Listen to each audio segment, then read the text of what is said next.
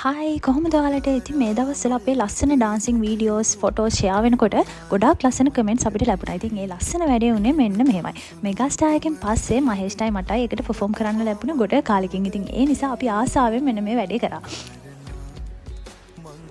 ඉතින් මෙන්න මේ සෙට් එක තමයි මාත් එක්ක මේ වැඩේත් පර්ෆෝම් කරේ. මෙගා ස්ටාර් එකෙත් මේ සෙට් එක තමයි හිටියේ. ඉතින් ගොඩ කාලෙකින් අපි හැමෝම හම්බුන නිසා හරියම සතුටෙන් තමයි අපි වැඩේ කරේ.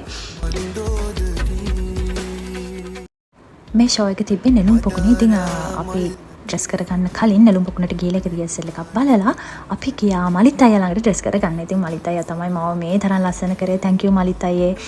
ඒ වගේම ඉතින් ඔයාලා දන්නවනේ ඩාන්සින් කොස්ටියුම් නම් මහේෂ් ඉන්දික කොස්ටියුම් තමයි. මාරම ලස්සනයි කොස්ටියුම් එක. ඉතින් පවුනේ මහේෂ් එකතු වෙලා ලස්සන කොස්ටියුම් එකක් කරලා තිබ්බේ. ඉතින් හරිම ආසාවෙන් තමයි මම ඒක ඇඳේ. ඉතින් ඔන්න ඔය විදියට තමයි අපේ මේ ලස්සන වැඩේ උනේ.